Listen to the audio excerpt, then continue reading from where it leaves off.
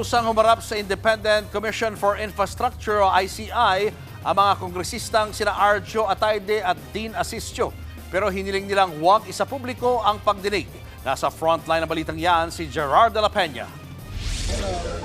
Mag-aalas 10 kaninang umaga, humarap sa Independent Commission for Infrastructure o ICI, sina Quezon City 1st District Representative Arjo Atayde at Caloocan 3rd District Representative Dean Asistio. Wala po kaming tinatago, hindi ako magtatago, hindi ako iiwas, hindi ako lilipat ng ibang bansa. I am here to thoroughly go through the investigation to fight for my innocence po and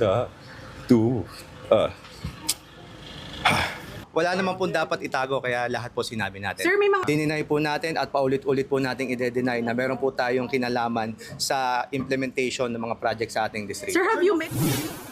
Nag-volunteer sila matapos madawit ang kanilang pangalan sa maanumalyang flood control projects. Base sa testimonya na mag-asawang Curly at Sara Diskaya sa Senate Blue Ribbon Committee noong Setyembre. Bit-bit ni Atayde ang kanyang affidavit. Handa raw siyang sagutin ang lahat ng paratang. Pati ang kanyang ama ay hindi rin daw aatras sa investigasyon.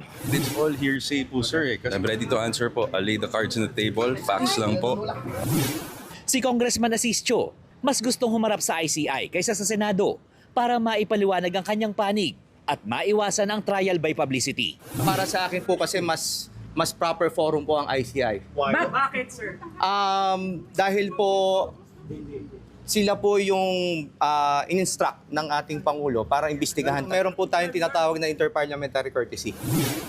Bagamat voluntaryo ang kanilang pagharap, pareho silang humiling ng executive session para maprotektahan ang impormasyon at maiwasan ang paglabas ng sensitibong detalye. Ayon sa ICI, maaari lamang gawing pribado ang pagdinig kung may impormasyong maituturing na national security risk. Paliwanag naman ng ICI, may basehan ang request ng mga kampo para sa executive session. Nagbabalita mula sa frontline, Gerard de la Peña, News 5. Mga kapatid, Julius Babaw po. Para sa komprehensibo at makabuluhang balitaan at talakayan, mag-follow at mag-subscribe na sa social media pages ng News 5.